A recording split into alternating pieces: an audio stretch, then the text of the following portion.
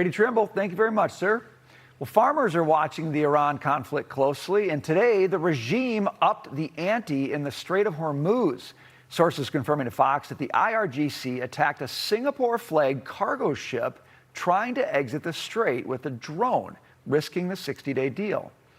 And this would risk it too. The Wall Street Journal reporting that Tehran is plotting fat fees, service fees, don't call them tolls, to cross the Strait of Hormuz, eyeing $40 billion in an annual payday. Tolls disguised as security and safety fees. For more, let's bring in Israeli Special Operations veteran and Gideon founder, Aaron Cohen. Aaron, great to see you as always. I just want to start with that drone attack from the IRGC. That sounds like a violation of the MOU, the Memorandum of Understanding. Aaron, how do you read that, and what should our response be? Well, it's good to see you, Brian Dagan. This is how terrorist regimes operate. Why is anybody surprised here? The moment we took our foot, put it down on the clutch, and stopped bombing Iran is when we started to lose that leverage. They're creating the crisis. They're demanding payment to stop causing the crisis. Explain to me how that makes sense. This is not commerce with these people.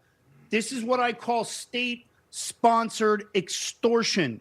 There's no other way to put this. It's the geopolitical equivalent to an organized crime protection racket. What am I missing here? Iran threatens one of the biggest critical maritime checkpoints. They're launching drones. Energy prices are going up. The financial markets are getting rattled, and it's not my space. It's your guys' space. And then they say, pay us. We'll keep it open. Are we losing the plot here? This is counterterrorism. It's time to go back to work and completely flip the table, or this is going to continue to move forward in this direction. That's where I'm at. From the outside looking in, Aaron, it seems as if we, the United States, just wants to get oil and cargo out of the Persian Gulf and start resupplying the world because inventories had become so low. And that at some later date, potentially we would deal with this drone attacks. Right. Surely there will be more. Right. Use military action, use that might. But there seems to be a tolerance for all of this. The very fact that Iran is allowed to export its oil and basically get paid in dollars, and even U.S. refiners could buy that oil, is beyond comprehension to so many. Agreed. So look, I couldn't agree with you more, Dagan. There seems to be a bit of a tactical pause that, in my professional opinion, has extended too long. And I think the president, look, I know he's smart. He gets it. He sees what's going on. He's been trying to give Iran, the benefit of the doubt. But 25 years in this counterterror business, understanding these mullahs, these whacked out extremists, there's no other way to put this. You can't speak to people who are crazy. The Strait of Hormuz isn't Iran's private toll road.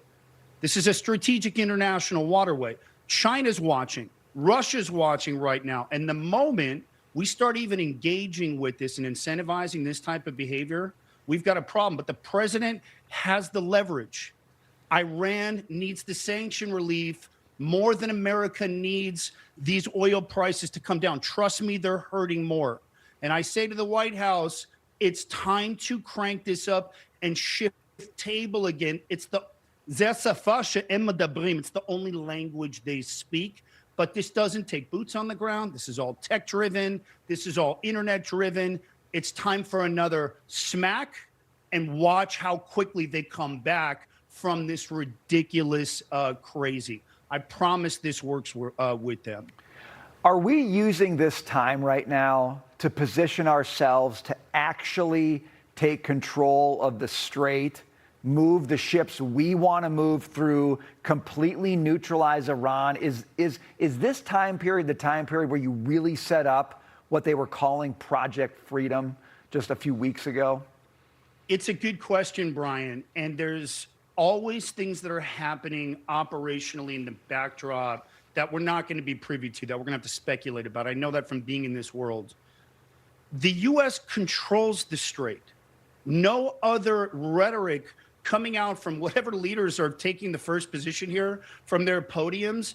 The Fifth Fleet controls this. A little drone flying from a wave runner and then hitting a vessel is to be expected. But the Fifth Fleet does control the strait.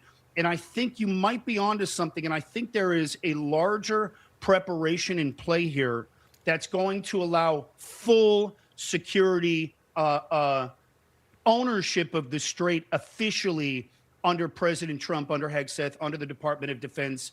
That will take minimal risk to the U.S. military because it's all tech-driven. So I wouldn't be surprised if that's cooking and we hear about that soon.